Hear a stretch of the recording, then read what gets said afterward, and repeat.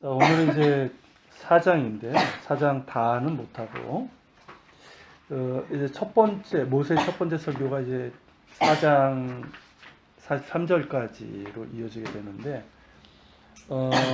오늘은 이제 그 중에서 권고 중에서도 일부만 좀 보도록 하겠습니다. 먼저 그 4장 1절서부터 14절이 이제 오직 너는 스스로 삼가며 내 마음을 힘써 지키라, 이런 내용으로 이제 요약이 되는데요. 그 첫 번째 설교에서 먼저 우리가 본 것처럼 가데스 바네아서부터 모압 평지에 이르기까지의 역사적인 회고를 했죠. 그러고 나서 이제 이스라엘 백성들에게 이제 중요한 권고를 하면서 마무리를 하게 됩니다. 이스라엘 백성들에게.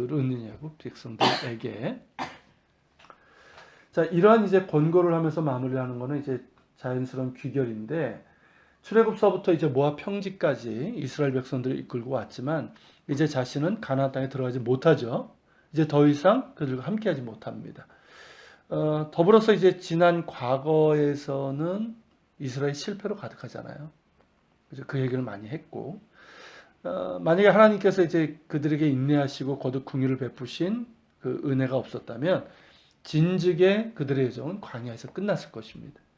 이제 과거의 실패를 거울 삼아서 이스라엘의 미래를 어떻게 운영해 나가야 하는지, 이것이 이제 중요한 거죠.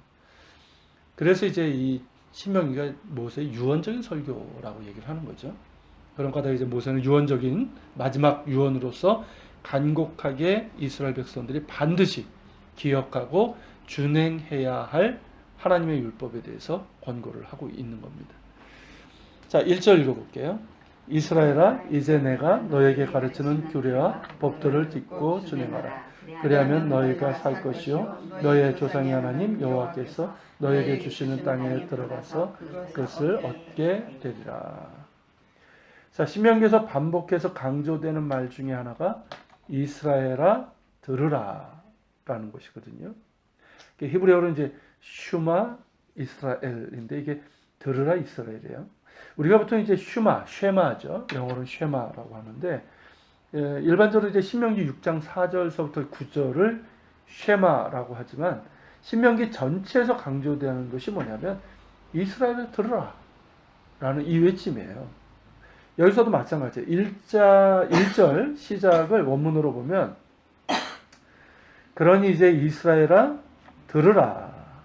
그러니까 히브리어 원문은 이제 베아타 이스라엘 슈마인데요. 들으라는 거죠. 그리고 이제 들으면 단순히 듣는 것이 아니라 듣고 준행하는 것이다, 이렇게 말씀하고 있어요. 그렇다면 이제 무엇을 들어야 하는가? 내가 너희에게 가르치는 규례와 법도를 듣고 준행하라. 그러니까 모세가 이스라엘 백성들에게 가르치는 규례와 법도는 모세가 주는 게 아니죠. 너희 하나님 여호와의 명령이죠. 곧 하나님께서 모세를 통해서 이스라엘 백성들에 내리신 이스라엘의 하나님 야훼의 명령이라는 것이죠. 그 명령, 곧 하나님께서 명하신 규례와 법들을 들어야 산다는 거예요. 그러니까 원문으로 보면 너희가 살고 그 땅에 들어가 얻기 위해서 이 명령을 들으라라는 거거든요. 곧 이스라엘 백성들이 하나님 앞에 살고 또한 약속의 땅에 들어가 그 땅을 얻어서 그 땅에 복된 삶을 살아갈 수 있는 길은 오직 하나. 하나님의 말씀을 듣고 행할 때 가능하다는 거죠. 그러니까 하나님의 명령을 지킬 때 살 수 있습니다. 자, 이게 공감하기까지가 참 쉽지 않죠. 하나님의 말씀을 지킬 때 살 수 있다. 이게 진짜 몸으로 공감되기까지가 참 쉽지 않은 것 같아요. 어쨌든 자, 이것이 이제 하나님의 말씀을 지키는 주된 목적이에요. 사는 거예요, 사는 거. 그리고 이 표현은 신명기에서 자주 반복이 됩니다. 또한 이것은 예수님의 말씀과 사도 바울의 말에서도 확인이 되는데요. 자, 마태복음 19장 16절부터 22절 읽겠습니다. 어떤 사람이 주께 와서 이르되 선생님이여 내가 무슨 선한 일을 하여 영생을 얻으리까? 예수께서 이르시되 어찌하여 선한 일을 내게 묻느냐? 선한 일은 오직 한 분이시니라. 내가 생명에 들어가려면 계명들을 지키라. 이르되 어느 계명이오니까 예수께서 이르시되 살인하지 말라, 간음하지 말라, 도둑질하지 말라, 거짓 증언하지 말라, 내 부모를 공경하라, 내 이웃을 내 자신같이 사랑하라 하신 것이니라. 그 청년이 이르되 이 모든 것을 내가 지켰사온데 아직도 무엇이 부족하니까? 예수께서 이르시되 내가 온전하고자 할진대 가서 내 소유를 팔아 가난한 자들에게 주라. 그러면 하늘에서 보화가 내게 있으리라. 그리고 와서 나를 따르라 하시니 그 청년이 재물이 많으므로 이 말씀을 듣고 근심하여 가니라. 여기 나오죠. 내가 무슨 선한 일을 하여야 영생을 얻으리까. 그러면서 이제 계명을 말씀. 이게 10계명, 그러니까 율법의 내용들이에요. 그러면서 이제 그 말씀에 대한 순종이 이제 사는 길이다 말씀하셨고요. 디모데후서 3장 15절도 마찬가지입니다. 또 어려서부터 성경을 알았나니 성경은 능히 너로 하여금 그리스도 예수 안에 있는 믿음으로 말미암아 구원에 이르는 지혜가 있게 하느니라. 그렇죠? 성경은 구원에 이르는 지혜가 있다. 그죠? 우리가 예수 그리스도를 믿음으로 의롭다함을 받는 구원에 이르는 것이 맞지만 참된 믿음은 뭘까요? 그냥 내가 예수 믿는다 이게 아니라 하나님의 말씀을 듣고 순종함에 있고 말씀을 듣고 순종할 때 우리는 하나님의 사람으로 온전하게 살 수 있고 영생에 이르는 성화로 나아갈 수 있는 것이죠. 그러니까 말씀이고 생명이고 순종이고 사는 길이다 라는 거죠. 자, 2절 보겠습니다. 내가 너희에게 명령하는 말을 너희는 가감하지 말고 내가 너희에게 내리는 너희 하나님 여호와의 명령을 지키라. 자, 하나님의 말씀을 듣고 순종함에 있어서 중요한 게 뭐냐면 온전함이라는 거예요. 온전함. 그러니까 너는 이제 가감하지 말고 여호와의 명령을 지켜라 그랬잖아요. 온전함이에요. 근데 이것은 동시에 뭐하고 연관되냐면 하나님이 주시는 계시의 완전성과 연관되어 있다는 것이죠. 자, 성경은 뭡니까? 하나의 종교의 법전이 아니죠. 뭐 불교에도 법전이 있고 뭐 이슬람에도 법전이 다 있지만 성경은 법전이 아니에요. 하나님의 자기 계시죠. 그러니까 계시라는 게 하나님이 당신을 드러내신 거잖아요. 드러내시고 당신의 뜻을 이제 드러내신 게 계신데, 그리고 이제 성령의 감동으로 기록된 하나님의 말씀이죠. 그러므로 성경은 무오하고 완전한 하나님의 계시입니다. 그렇기 때문에 하나님의 말씀에 더하거나 빼서는 안 되는 것이죠. 그러니까 이단들의 특징이 뭐냐면 이단들도 성경을 가지고 얘기를 해요. 줄줄줄 외우잖아요. 그런데 이제 자기들의 교리를 짜맞추는데 일부를 사용하고 나머지는 다 버립니다. 그러니까 하나님의 말씀을 버리는 곳에는 생명의 구원이 없죠. 오직 멸망의 심판만이 있는 거예요. 그리고 이제 설교자든 말씀을 듣는 자든 자기 임의대로 더하거나 빼서는 안 된다는 겁니다. 그러니까 하나님의 말씀은 자기 입맛대로 선택하는 메뉴가 아니죠. 뭐 사람들이 이제 자기 입맛에 골라서 우리 애들 보니까 되게 진짜 이 편식들이 심한데 그런 메뉴가 아니고 또 자신에게 유리하고 부담 없는 것만 취사 선택할 수 있는 것이 아니라는 것이죠. 하나님의 말씀을 하찮게 여기거나 변개해서는 더더욱 안 되는 것이고요. 그러니까 때로는 이제 말씀이 심히 부담될 때가 있죠. 진짜 부담될 때가 있어요. 그리고 그 해석이 어렵고 난해할 때가 있어요. 혹은 시대와 문화적인 차이. 그렇죠? 시대가 너무 틀리고 문화적인 이런 차이 때문에 난감하게 느껴질 때가 있어요. 그러다 할지라도 하나님의 말씀은 전체적인 의미와 진의까지도 온전히 받아들여야 한다는 거예요. 일단 하나님의 말씀이에요.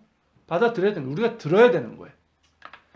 그리고 그럴 때 그 말씀을 나의 삶의 자리에서 어떻게 살아낼 것인가 하는 것이 보이고요. 또한 성령께서 보이게 하시는 거예요.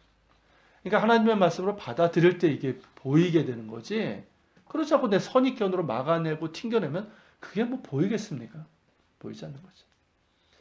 하나님의 말씀은 특정 시대, 특정인들에게 하신 과거의 말씀이 아니라 모든 시대, 모든 사람들에게 하시는 오늘의 말씀이고요. 그 말씀을 잘 듣고 순종하는 자는 하나님의 생명과 은혜와 샬롬의 복으로 충만함을 얻게 됩니다. 자, 3, 4절 같이 읽겠습니다. 여호와께서 바알브롤의 일로 말미암아 행하신 바를 너희의 눈으로 보았거니와 바알브롤을 따른 모든 사람을 너희 하나님 여호와께서 너희 가운데서 멸망시키실 때 오직 너희 하나님 여호와께 붙어 떠나지 않는 너희는 오늘까지 다 생존하였느니라. 자, 이어서 모세는 뭘 얘기하고 있어요? 이 출애굽 세대들, 그들의 가장 상징적인 실패 중에 하나이고 가장 최근의 일인 이 바알브롤의 일을 상기시키면서 하나님께 대한 충성을 강조하고 있습니다. 이 바알브롤의 일은 민수기 25장에 나오죠. 거기가 이제 모압 땅이잖아요. 약속의 땅 어귀에서 그들은 바알브롤이라는 우상을 따라서 숭배하고 음란과 부정한 짓을 행했고 그로 인해서 많은 사람들이 연병으로 죽었습니다. 그러나 이제 모세가 한 말처럼 야훼 하나님께 붙어 떠나지 않은 사람들은 오늘까지 다 생존하였다라는 것을 강조하면서 하나님께 대한 충성만이 사는 길이고 약속의 땅을 누리는 길임을 재차 강조하고 있는 거죠. 그러니까 주님께 붙어 있는 자만이 생명을 얻고 열매를 맺을 수 있음은 예수님께서도 말씀하신 거죠. 요한복음 15장 5절입니다. 나는 포도나무요 너희는 가지라. 그가 내 안에 내가 그 안에 있으면 많이 맺나니 나를 떠나서는 너희가 아무것도 할 수 없습니다. 그래서 농담삼아 그러잖아요. 찌는 놈 위에 나는 놈 있고 나는 놈 위에 붙어 있는 놈이 있다. 그런 얘기하죠. 자, 5절부터 8절.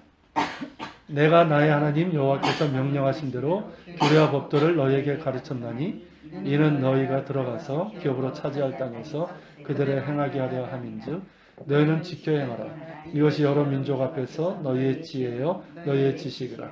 그들이 이 모든 규례를 듣고 이르기를 이 큰 나라 사람은 과연 지혜와 지식이 있는 백성이로다 하리라. 우리 하나님 여호와께서 우리가 그에게 기도할 때마다 우리에게 가까이 하심과 같이 그 신이 가까이 함을 얻은 큰 나라가 어디 있느냐. 오늘 내가 너희에게 선포하는 이 율법과 같이 그 규례와 법도가 공의로운 큰 나라가 어디 있느냐. 자, 이 말씀이요, 이게 보통 말씀이 아니에요. 저도 예전에도 은혜를 받았던 말씀인데 이번에 이거 보면서 이거 엄청난 말씀이다. 엄청난 축복과 비밀이 담겨져 있는 말씀이다. 그렇게 깨닫게 되는데요. 자, 하나님의 명령에 순종함은 이스라엘에게 유익하죠. 앞에서 얘기했잖아요. 이게 너희가 사는 길이요, 너희가 그 땅에 들어가서 차지하는 길이라고 말씀했잖아요. 그러니까 이스라엘에게만 유익한 것이 아니라 여러 민족 앞에서 그들의 지혜이고 지식이 된다는 거예요. 즉 이스라엘이 보이지 아니하시지만 살아계신 오직 한 분, 야훼만을 섬기고 신앙뿐만 아니라, 그러니까 이게 이제 뛰어난 거예요. 우리는 너무 신앙적인 면에만 묶여 있는데 성경의 법은 뭡니까? 신앙뿐만 아니라 정치, 사회, 법률, 경제, 문화, 교육에 이르기까지 모든 영역에서 하나님께서 주신 토라의 규례와 법도에 따라서 그 삶을 영해갈 때 여러 민족들이 그것을 주목하고 물으며 관심을 보일 것이고 그러한 이스라엘을 보고 큰 나라, 원문은 큰 민족이에요. 큰 나라라고 할 것이며 이 큰 나라 사람은 과연 지혜와 지식이 있는 백성이로다. 이렇게 결론을 내리고 칭송하게 될 것이라는 말입니다. 어떻습니까? 이것이 바로 이스라엘을 택하시고 약속의 땅을 주신 하나님의 뜻이죠. 곧 거룩한 백성이요 제사장 나라가 되어서 살아계신 야훼 하나님만을 섬기고 그 하나님을 열방 가운데 나타내어서 그들도 오직 한 분이신 야훼 하나님을 알고 섬기게 되는 하나님의 비전이에요. 그러니까 출애굽기 19장 5절 6절에 이게 나와 있잖아요. 있습니다. 세계가 다 내게 속하였나니 너희가 내 말을 잘 듣고 내 언약을 지키면 너희는 여러 모든 민족 중에서 내 소유가 되겠고 너희가 내게 대하여 제사장 나라가 되며 거룩한 백성이 되리라. 너는 이 말을 이스라엘 자손에게 전할지니라. 그리고 이제 모세는 이어서요, 이스라엘이 큰 나라라는 것을 질문으로 거듭 강조하고 있어요. 그게 7, 8절인데, 분명히 이스라엘은 큰 나라가 아니죠. 그죠? 무슨 큰 나라예요? 뭐 큰 나라라면 주변에 있는 나라들이 웃어요. 적어도 이때는. 오히려 큰 나라인 애굽에서 종노릇했던 노예들이었고, 자기 땅 없이 유랑하던 히브리인들이었고, 이제야 겨우 요단 동편의 땅을 차지한 작은 민족일 뿐이에요. 그럼에도 이스라엘이 큰 나라일 수 있는 것은 야훼 하나님께서 이스라엘이 그에게 기도할 때마다 당신의 백성들에게 가까이 하시기 때문이라는 거예요. 그리고 그들에게 주신 토라에 의해 기초한다는 거죠.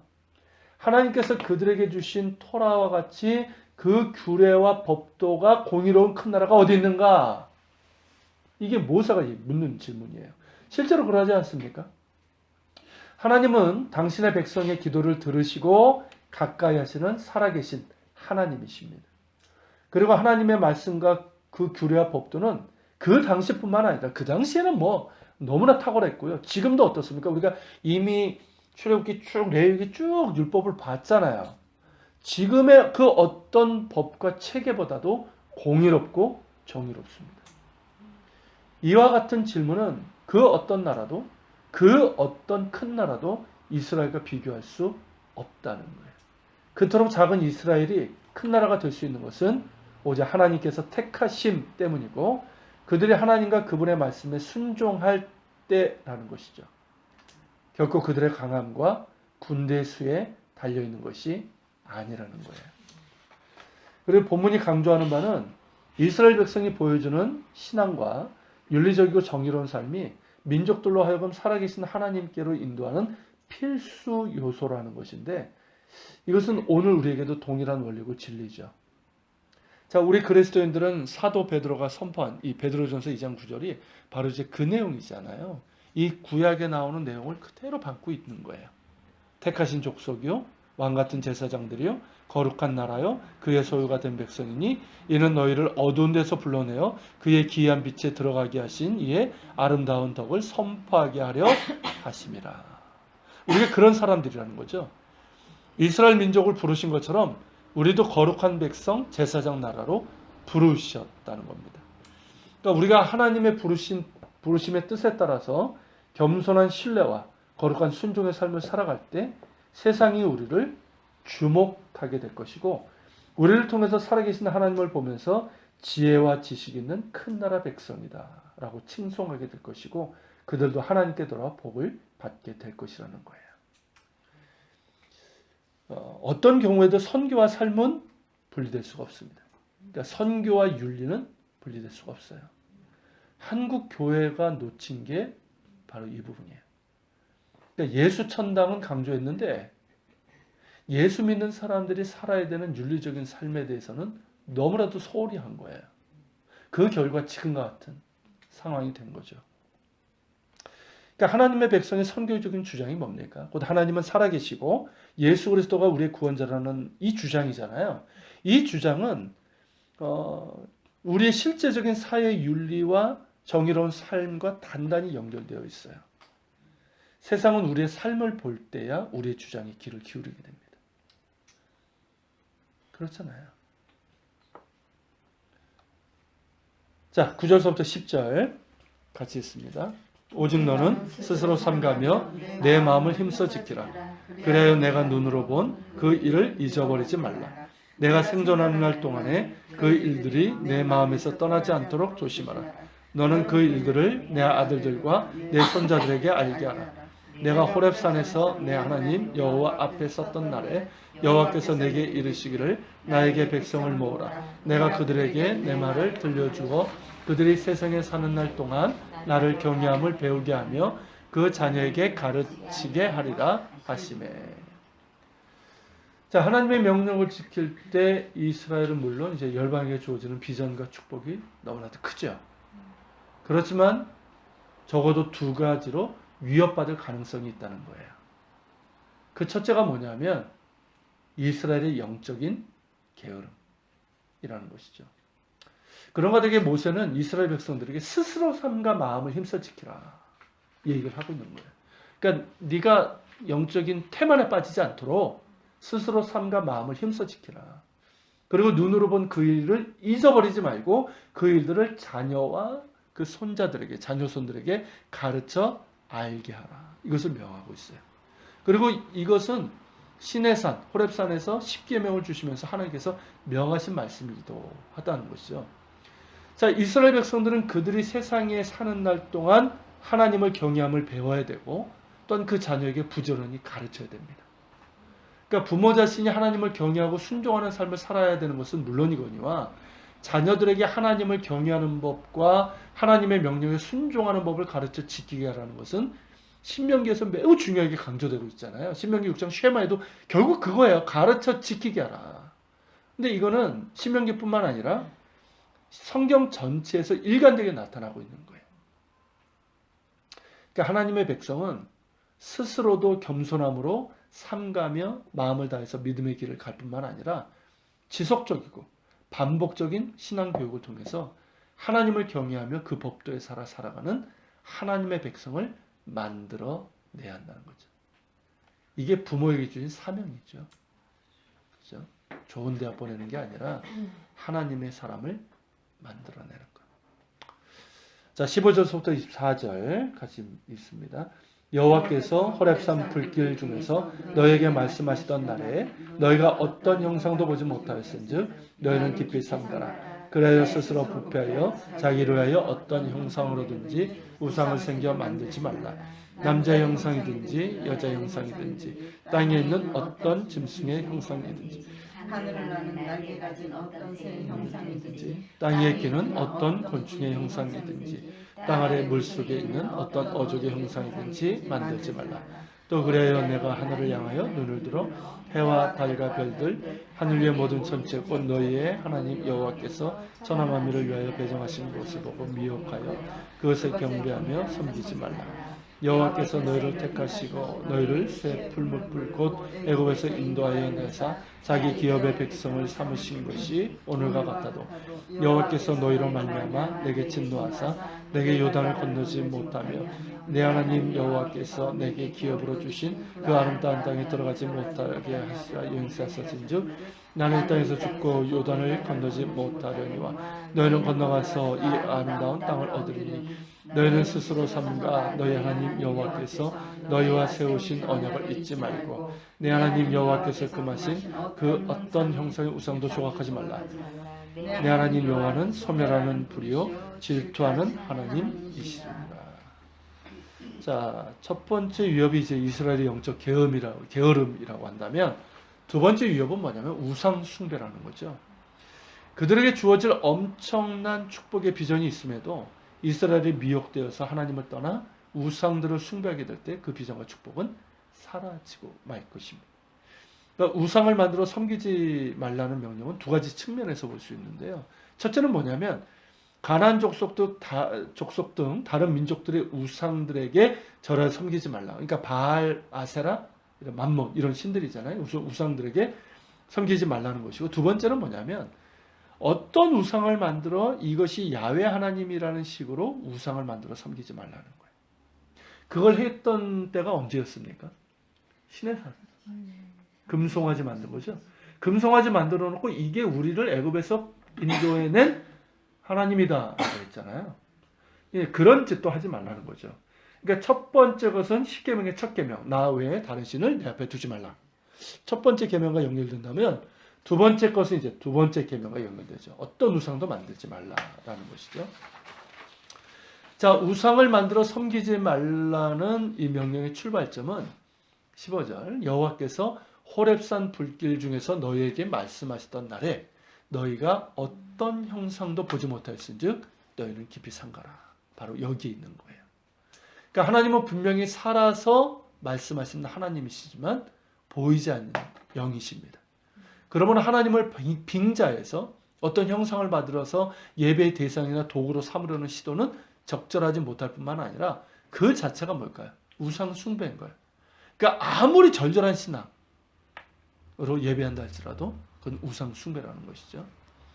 자, 우상과 하나님과의 차이는 뭘까요? 단지 보이고 보이지 않는 것의 차이가 아니라는 거예요. 그건 뭐냐면 우상은 눈에 보이지만 말하지 못하죠. 반면에 하나님은 눈에 보이지 않지만 말씀하시고 자기 백성에게 언약을 세우시고 그 언약을 이루어 가신다는 거예요. 그러나 만약 하나님의 백성이라 하는 자들이 하나님을 우상화하든지 다른 우상들에게 미혹돼서 그것에 숭배한다면 하나님은 나는 소멸하는 불이라. 소멸하는 불이 될 것이죠. 하나님은 질투하시는 하나님이시죠. 그러니까 우상은 말 못하는 죽은 돌덩어리에 불과하고 인간의 탐욕과 두려움의 산물이죠. 오직 야훼 하나님만이 살아계신 유일한 하나님이시고 그러게 말씀하시고 당신의 뜻을 이루어 가시는 것이죠.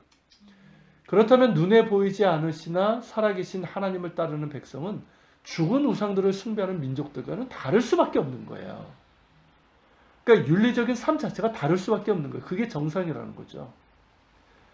자, 다른 이제 우상을 섬기는 사람들은 저주에 대한 두려움, 복을 받기 위한 욕심, 이것 때문에 그 신을 섬기는 거예요. 근데 우리는 단순히 저주에 대한 두려움이나 복을 받기 위한 욕심 때문이 아니라 하나님이 하나님이시기 때문에 그분을 경외해야 되는 것이고, 나의 욕심이 아니라 하나님의 뜻이 이루어지기를 구하는 것이어야 되고, 두려움 때문에 따르는 것이 아니라 사랑함으로 따름이 되어야 하는 것이죠. 정의와 사랑으로 다스리시는 하나님의 백성으로 합당한 삶의 방식과 사회 질서는 지극히 당연한 것이죠. 하지만 우상숭배는 늘 매력적입니다. 그죠? 자, 해와 달과 별들의 천체, 뭐 태양을 숭배하고 달을 숭배하고 별, 그러니까 그 뭐라 그러죠? 그 뭐라 그러죠?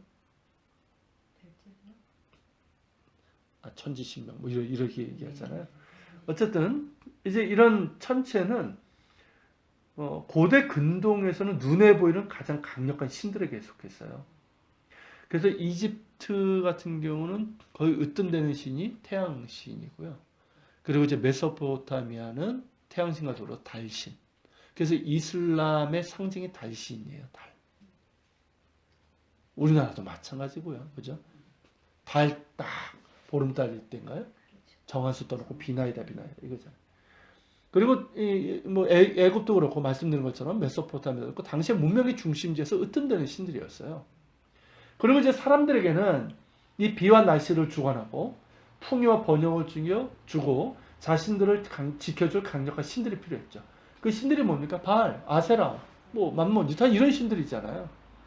그러니까 눈에 보여서 이 우상들의 특징은 뭐냐면 일단 눈에 보여야 돼요. 그리고 자신들이 통제할 수 있어야 돼요. 자, 무당들이 푸닥거려 하잖아요.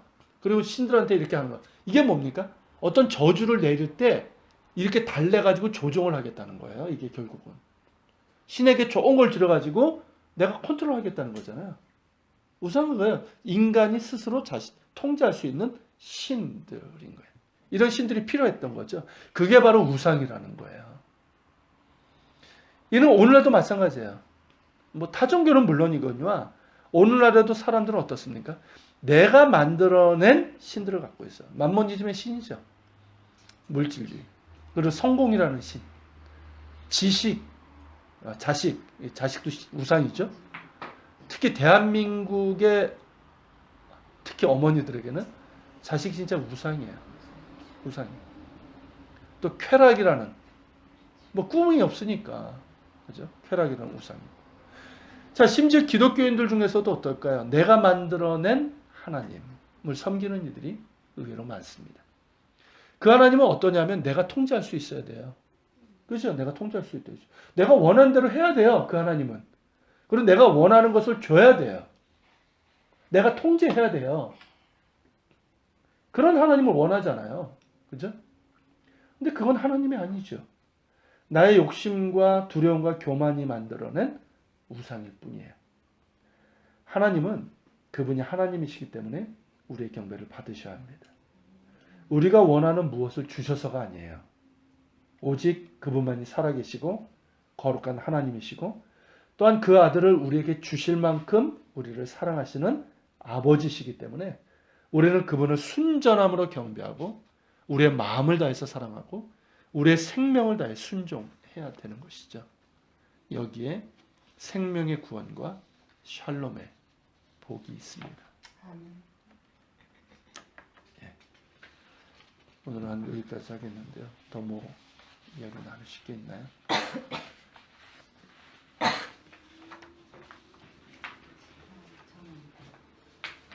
교회를 나와가지고 있다 보니까 교회를 나와서 참 많아요. 많은데 그 분들이 대부분 교회를 찾고는 싶어하는데 그 두려움도 있겠지만은 이제 대부분 그 조직적인 어떤 것들 때문에 못 가는 사람들이 굉장히 많더라고요. 교회 조직적인 어떤 그런 것들 때문에 이제 그래서 지금은 이제 나와 있지만 그렇게 하다 보니까는 하나님의 말씀이 점점 이제 영향력을 받지 못하니까는 거기서 오는 어떤 타협하는 것들 이제 그런 것들을 많이 보게 되더라고요. 그래서 이제 거기에서 그냥 안주해서 그냥 있는 이런 이제 그래서 이제 그런 분들은 그런 얘기를 하는 거야. 아니 내가 이렇게 지금 안주해 있는 이것조차도 하나님께서는 왠지 계속 받아 주실 것 같고 계속 이렇게 내가 아픈 이런 거에 대해서도 해주실 것 같아. 이제 그런 얘기들을 많이 하더라고요. 그러면서 좀 안타깝기도 하기는 했지만 오늘 이제 이걸 내가 보면서 참 여기에서 우리가 지금 말씀을 모르기 때문에 그 율법을 모르기 때문에 그런 해석이 이제 나올 것 같은 생각이 들어서 참 우리가 하나님을 배워야 된다. 정말 알아야지 우리가 뭐에 대한 어떤 기준치가 생기는구나 하는 걸 다시금 제가 느끼게 되어지네요. 이제 뭐라고? 우수한 학생. 못 들으셨구나. 나만 정확하게 듣네. 저는 이제 이 성경 말씀 배우면서 그러니까 율법이 하나님을 알아가는 바탕이었잖아요. 그래서 굉장히 중요한데 지금의 교회들이나 이 성도들이 우리가 보편적으로 얘기하면 율법에 대한 얘기를 하면 이게 하나님께서는 사랑으로 율법을 완성하시는 부분을 얘기하셨는데 이거는 뭐냐면 그 왜 율법주의자 뭐 그거는 안 되는 거라고 막 그러면서 그거를 완전히 이렇게 배제시키고 또한 이렇게 막 아니라 그러고 얘기를 하고 보편적으로 다들 그냥 사랑인데 이거 사랑은 완전히 사랑이 아니라 자기중심적인 사랑이지 편협하고 자기가 의시하는 사랑이네. 그래가지고 이상하게 된 게 율법은 다 이게 이 바탕에 주님의 부분을 알아가고 주님이 말씀하신 거를 그걸 어떻게 사랑으로 이루어가는지가 아니라 그냥 율법은 없어야 되고 없어져야 되는 거고 어떻게 그렇게 율법 폐지론자들이 있어요. 그 성경을 모르는 사람들이에요. 그런 사람들. 무지에서 오는 거 같아요. 무지에서 오는 거예요. 그런 것 같아요. 그 무지도 그렇고 인간의 그 죄성인 것 네, 같아요. 그건 그러고 좀 싶은 맞아요. 거죠. 네, 하나, 그러니까 하고 싶고 타 종교가 내 편한 그 대로 하고 싶고. 말했듯이 타 종교는 인간이 신을 만들어서 내가 조종하고 싶은, 그러니까 계속 하나님 되고 싶어 하는 그 속성이 맞아요. 교회 안에서도 교묘하게 그냥 내가 컨트롤, 그러니까 저는 아까 이제 웃음이 나왔던 게 기도를 하는 분들이 대부분 그러니까 하나님도 어느새 그렇죠. 내가 조종하는 기도하면 맞아. 내가 원하는 때 내가 정말. 원하는 방법대로 네. 안 하면 막 뿔내서 맞아. 뭐 뭐를 안 맞아. 한다는 안 등 뭐 한다는 벌을 준다든지 그래서 이제 하나님을 길들이는 그렇죠, 것처럼 그렇죠. 이제 그러다가 이제 정말 성령의 감동하심으로 우리가 이렇게 하나님하고 관계하는 게 아니었구나 이제 그거를 알아가면서 이제 더 깊은 데로 나아가는데 대부분이 거기 이제 뭐 선교사로 나가시는 분들조차도 거기서 머물러서 그렇죠. 하나님 더더군다나 선교의 일을 사역을 하는데 하는데. 내가 하나님한테 구했는데 왜 안 맞아요. 해주시니? 그거는 맞아요. 하나님 뜻하고 맞는 일인데 내가 아무리 생각해봐도 맞는 일인데, 그러니까 거기서 오는 그 오류가 이제 우리 안에 우리 신랑도 그것 때문에 있어. 굉장히 많은 혼돈을 하거든요. 음. 그래서 교회는 무조건 하나님 일을 하는 거야. 안 하는 거 아니야. 교회라고 일단 어떤 게 모임이 되어지는 거는 그 모든 일들이 하나님이 하는 거야. 그래 요거 맞기도 하지만 틀리기도 하다. 그게 그래서 우리가 하나님 말씀을 알아야 되고 그쪽에서 우리가 방향이 잘 하나님을 다 가고 있는지를 항상 해보자는 게 이 말씀을 배우자는 거 아니냐고. 우리가 모르기 때문에 우리 인간의 죄성들 때문에 말씀하신 것처럼 그렇게 해도 이분은 우리 신랑은 그거에 대해서 내려놓고 싶지 않은 거예요. 그거. 자신의 이렇게 판단이 예, 너무 그래서 곧다- 아니야. 곧다고 왜 생각해. 하나님의 이름으로 다 모이는데 왜 그게 아니라고 생각해? 이제 이런 식으로 되는 거야. 그래서 이제 답답하기는 한데 모르기. 그래서 내가 그런 것들 때문에 우리는 좀 약간 좀 그런 게 있어요. 그래서 이제 내가 그거에 대해서는 어떻게 해주지는 못하지만 그래서 여보 좀 배웠으면 좋겠다. 이제 나는 이렇게 하니까 이쪽은 답답한 거지 이제 우리 신랑은. 그래서 참 거기서 오는 이게 힘듭니다. 제가. 많이 힘들고 어떤 얘기 속에서 이제 하자는 거는 맞는데 하나님을 내가 일을 안 하자는 건 아닌데 이것이 잘 가고 있는지 항상 말씀 속에서 우리가 기준을 찾자는 거야. 이렇게 하면 아니 그러면은 그 모든 것들을 하나님께서가 안 해주면 그럼 그게 뭐야? 이제 이래 되는 거야. 그러니까 그게 또 이 설명을 해. 밑도 끝도 없는 얘기가. 그러니까는 이게 정말 밑도 끝도 없는 얘기예요. 그렇게 하다 보면은 그게 잘못된 거에 대한 얘기가 계속 되잖아요. 그러면은 당신은 뭐야 이제 이래 되는 거야. 반박을 면 당신은 교회 다니는 사람 맞아? 교회에서 일하는 사람 맞아? 이제 이래 돼요지는. 그래서 여보 그런데 이제 그러면 또 이러니까는 참 답답해요. 그러니까 다들 그렇게 생각하잖아요. 교회만 오면 그냥 모든 게 다 예수님만 믿는다고 하면 예, 하면 예수님만 자꾸 믿는다고 그래서 하면. 그냥 말로는 복음 찾고 뭐 하고 이렇게 다 하는데 그러니까 말씀이 이걸 안 가르쳐서 그런 것 같아요. 그리고 안 가르쳐서 관심 없고. 진짜 하나님의 성경 말씀은 우리가 삶의 부분이 너무 큰 거. 그래서 그래서 너는 뭐가 그렇게 사실 까탈스럽냐. 예, 그러니까 성경 그런 얘기를 말씀은 하니까 무조건 사는 거서 살아내라는 건데. 그죠? 이런 얘기들 유별난 게 내가 인간 떨고 그냥 유별난 편하게 거. 믿어. 네, 좋은 게 다른 사람 좋은 다 거지. 그렇게 믿어. 그렇게 해. 그런 사람은 그러니까 이제 뭐야? 그러니까 그 이제 왜냐면 믿는 사람 안에서의 얘기니까. 그러니까. 믿지 않는 사람한테는 근데 외려 그 괜찮아요. 목소리가 더 크다는 게 문제가 있어요. 그러니까 그 파워, 그 영향력 왜냐면 이게 제가 문제잖아요. 이렇게 형제들한테 누구한테도 자매들도 얘기를 하면 목소리가 훨씬 더 크다는 얘기예요. 그리고 원래- 그게 원래 옳다라는 집안이니까 부분. 더 하죠. 아 원래 그쪽이 더 커요. 성경도 보세요. 왜냐면 그런 사람들이 목소리가 더 크잖아요. 영감하는. 그 무지 가운데서 나오는 소리가 커요.